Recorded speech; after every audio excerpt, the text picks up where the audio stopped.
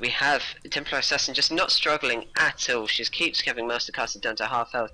The Cyberblade's doing so much damage and down it. But we just have this continual support battle, as JD said so clearly. What can they do? It's just a case of... Oh, Rubik has actually paused the game.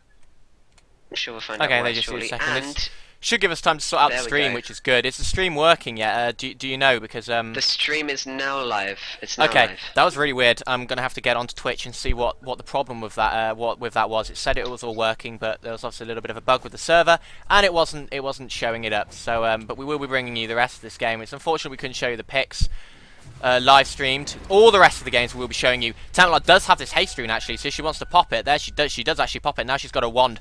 She might actually just go for the dive on Mastercaster. He's really not on a lot of HP. She could probably quite easily dive him if she wanted to. Looking at bottom, Ian Tal actually get caught out. Viton gets caught out very slightly in the trees. And I think the Leshrak stun managed to catch him, and the rest of the team were in there extremely quickly, and they managed to pick up the first blood. So first blood came exceptionally late, 5 minutes, which is pretty lucky actually, seeing that we had a little bit of a stream bug. So we haven't missed anything quite yet. We also see some teleporting. Templar Assassin has come down bottom, so... Oh, but look at this ward placement from Ian Tal. That is fantastic ward placement. They saw that Templar Assassin coming, and they've all backed off. She has the invisibility rune, but it means absolutely nothing. They knew she was there because that's such good ward placement. And now you can see that that BK are just de-warding it. They know that it's there now, and that's going to be gone pretty soon. But that is indeed, but it does save them. Yeah, that is such nice warding by Ian Tal.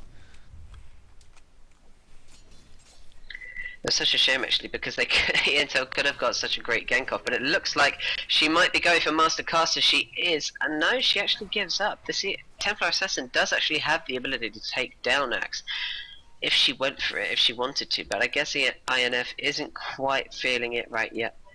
Yeah, meanwhile, BK look like they're going through to the rune off for mid. We've started some minor engagement. They've got Fractal having some illusions on them. Luna's actually popped her Q. And now they're just chasing her down. It's so low on health, and Rubik actually picks up the kill with his Fade Bolt, which is spec'd into over telekinesis, which is showing that they're trying to go for a lot more of an aggressive lane. Yeah, and that Soul Catcher really did do an awful lot of damage as soon as he managed to pop it on top. They were really hitting hard on that Leshrak. So that was probably the only reason they actually managed to get the kill. Leshrak teleporting right into the danger zone. The telekinesis comes on top, and the stun from Puya is going to be coming on the top as well, and they managed to get him again. Teleporting way too far ahead of the tower, and there was nothing that the other teammates could have done about it. Looking back in mid, Mastercaster not on a lot of HP. An Illusion will probably get the kill if the Illusion can catch up. Doesn't look like it's going to be able to, and Mastercaster gets away on 30 HP from this Templar Assassin, who is having an absolutely amazing time in mid. Oh, indeed. 34 last hits and 17 denies. Meanwhile, this Axe is at 6 and 5 as Power Shield for the win. A nice little shout out there from Mastercaster, but he does need to get a lot more last hits. But the Battle Hunger isn't actually doing nearly as much as we were hoping it would. Not hoping, but expecting it would. He's actually expected a lot more into counter Helix, which against the Templar Assassin. Yeah, I'm going to have to show you a bottom again because look at ha. BK haha is enraged. He hasn't actually managed to get the kill. He's going to get killed by Luna, whose Q just came up, and looks like now she's even going to couch out the Leshrak. All the damage is just insane as Luna's pros are ridiculous. We have Soul Catcher being landed, and Rubik's Fade Bolts are just doing so much damage going through the entire team.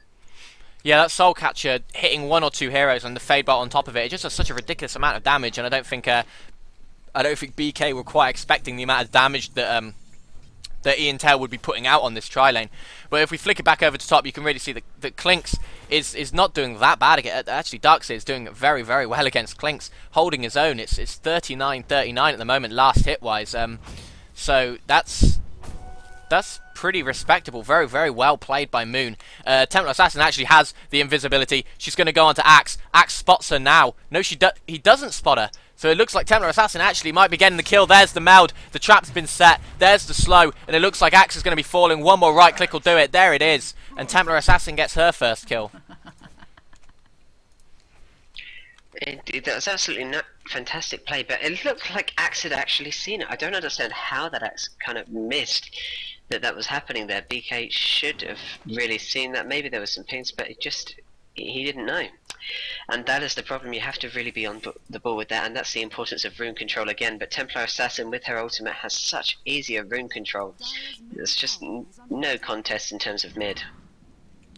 Yeah, Templar Assassin is really ruling it at the moment. I mean, speccing so heavily into counter Helix may have been a little bit of a mistake. He really did need to get that battle hunger up as much as possible. And now they're just going to dive again. Although Ruva doesn't have a lot of HP, so he should probably get out of there. Ha ha ha. Pops the rage, now tries to run away, but he's still got Soul Catcher on him. Luna chasing down this Keeper of the Light, but she backs off, and it's just going to be no kills for either way, really. It's just a little bit of a testing engagement. Going back into mid, Templar Assassin again, really harassing down Master Caster for all she's worth, and are doing a hell of a lot of damage to him as well. He's not quite tanky enough for her yet. He has the Tranquil Boots, so he can keep gaining his HP, but apart from the Tranquil Boots, he has absolutely nothing. And if you can see, he's only sitting on 10 last hits to Templar Assassin's 50.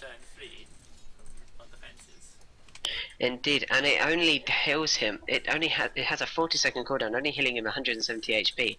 But her damage is already insane. The Side Blades give so much extra damage that it's just not going to compare, considering how often he's landing these Side Blades. Meanwhile, at bottom, it looks like they've all gone into the jungle, and it might go horribly wrong. No, it's just testing things again. Both lanes being extremely cautious, which is good because it could prove to be too risky. But now, ha ha ha, has actually open wounds and raged, and the split out has landed on Puha. Is he going to escape? No, he's been disrupted by Ruva. That was great play there. Just managed to keep him, but Keeper of the Light does actually manage to learn that Illuminate, which did actually catch them out. Ruva's disruption, looking like it actually might have caused the death there. Yeah, they got the 1-for-1 in the end. I think he was using the disruption, because I don't think he was expecting him to be able to get away from it. Yeah, the Luna would have probably actually been okay if he hadn't popped the disruption on top, but they still managed to pick up the Leshrac, so it wasn't the end of the world for them. It's not like they just went straight down and just completely failed. And look at how well Moon is doing against this Clinks. He's having an amazing time against him on this lane. He's really sticking with him in farm, 55-55 each. Clinks will get a little bit more now just because the wave is pushed, but that's really nice play by Moon, like we see in pretty much every single game that he plays. Well, now Master Caster has actually gone top to try and catch out Moon. I'm not quite sure what he's going to try and do. He doesn't have any form of blink. He has Berserker's Call, but it's only going to last 1.5 seconds, and Moon has his Surge. Is it going to be enough damage in enough time? He's going to go for the quelling. I don't think it is. Are they going to escape? Oh, they are! Just by a fraction of a second. Clinks has just managed to land it. That's the power of Searing Arrows. Yeah, that was just so much damage. The culling blade, sorry, was used just a little bit too early, but it's okay. They still managed to get the kill off of it. So nice play by them. He walked around the back. He had that Berserker's Call, so he could hold him in place for a second and a half, which is easily long enough for the Clinks to do enough damage, and they managed to pick him off, which is nice play by them. The Rubik coming down just to hold the ward for the Templar Assassin, a double damage actually. So he's put Ha Ha Ha up onto the high ground. The Ha Ha can just walk around the back of that because that is where the Ancients are. But then Templar Assassin now with the double damage. Looks like she might be just coming straight into mid from Master Caster. Master Caster still doesn't know that she's coming. The trap could be set any second. Is she just going to dive this one? It looks like she might. No, she's just going to let him walk away. Absolutely mad. It was a great play there by Rubik, just completely throwing Lifestealer over the top, wasting his time and not even needing to take it. That's the power of having someone like Rubik supporting you, because you can supporting for your team, because you can just have complete control. Yeah, it's pretty powerful having that telekinesis. He can just stand over the ward spot, and if he needs to, he can stun 3 or 4 people while the Templar Assassin gets there. Templar Assassin is now diving Axe. Now that she can, actually, she's just going to stand here and take this tower. Axe might be coming back to try and get the kill. He pops the Berserker's Rage way too early. Templar Assassin, the refraction gets bitten off, and she decides to back off. But she manages to pick up that tower, which is going to be a lot, and now she's got a blink.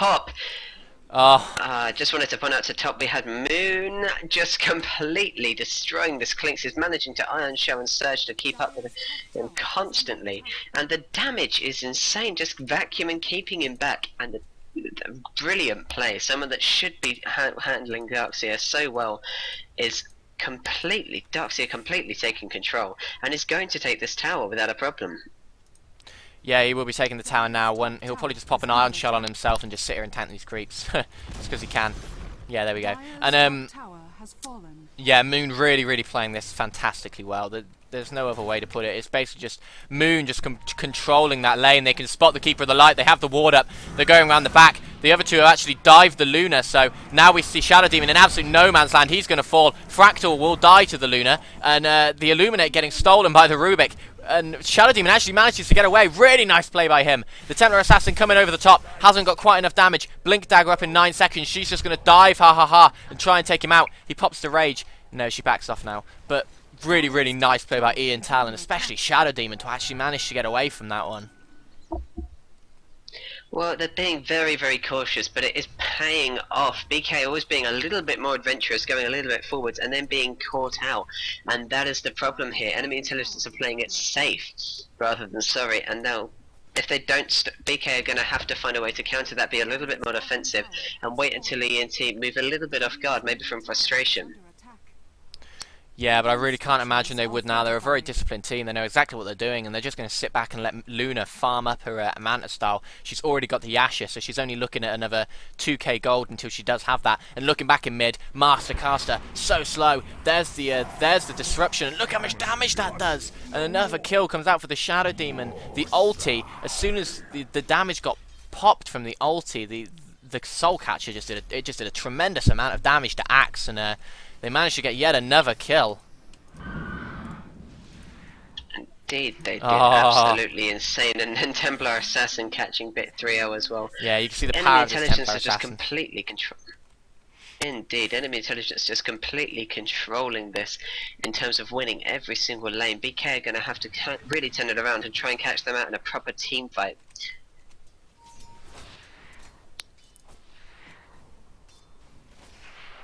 Yeah, Templar Assassin is really playing this one well. She nearly has a Yasha up now, so she's just going just for pure damage.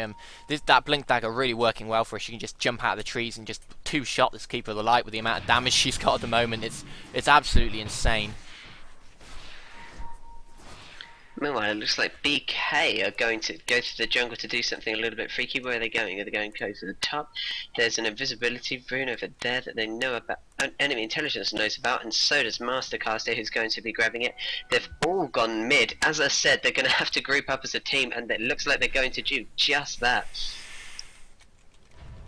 Mastercaster now actually going up. They're all going for the tower. Uncle Fester invisible from his E, but Mastercaster has an invis rune, so this is going to be a complete surprise. They've both come around the back. Enemy Intelligence have spotted them, and they might now be caught out.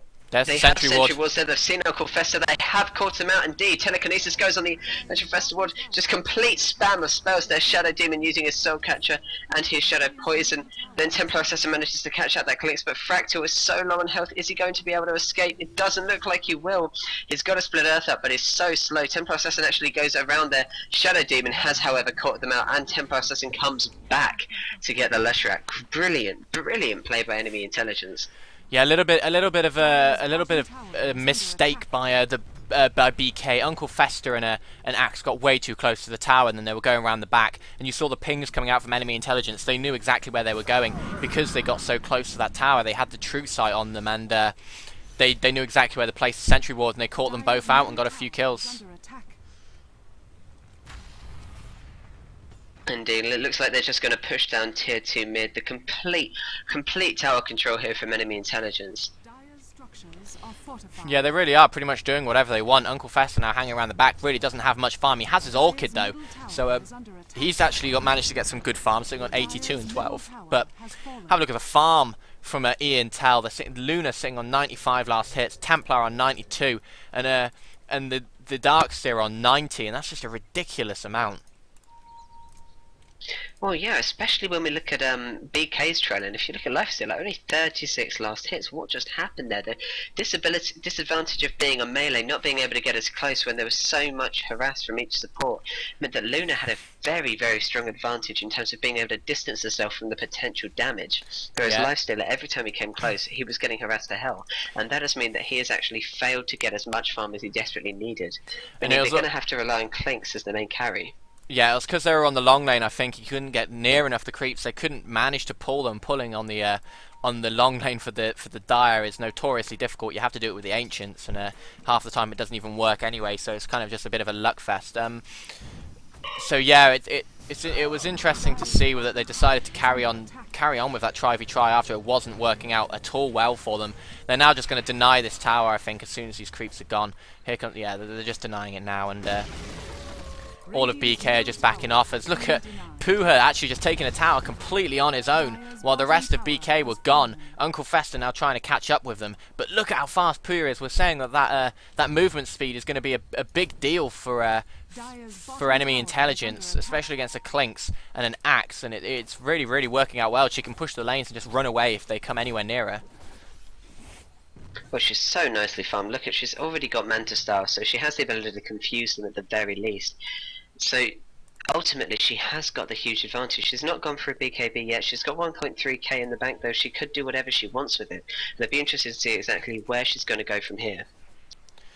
Yeah, we can see Templar Assassin also going for that Manta Style, and will have it up extremely shortly. She's only about 300 gold off, so if we flick it onto net worth, we can see that, yeah, Templar Assassin and Luna are really stealing the show at the moment, sitting on about 9k net worth each, almost identical. So it's just really nice play by Ian Tell, kind of all over really, to make sure that they can get all that farm for all of their people. And that's what we're saying. This Templar Assassin, as soon as the Batrider's banned out, there's no real good counter for Templar Assassin in mid, and I'm surprised she hasn't been picked up more in this tournament. Well, yeah, it seems like not many teams favour her, but she is one of the best mid-game heroes in the game. It's inarguable. The hero just is perfectly capable of doing pretty much anything. She's not the hardest carry, but she doesn't need to be, because she's so fantastic early game.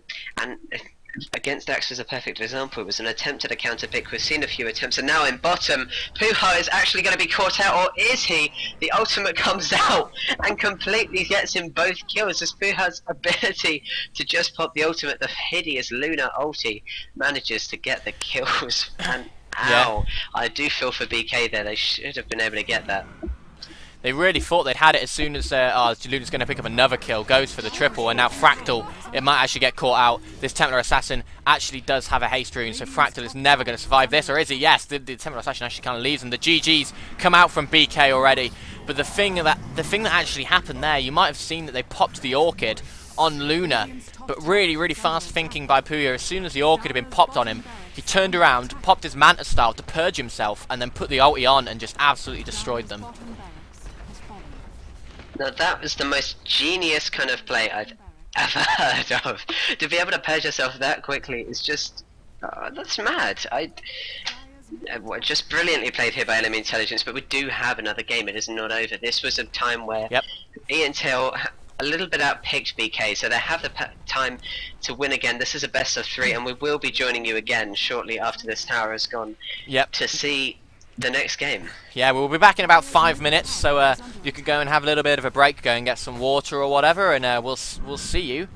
We'll see you back for game 2. We're gonna just I think I'm gonna stop the stream now. There's not really much else to talk about, and we don't want to see the humiliation of the base dive. So hopefully we'll see you all for the next game.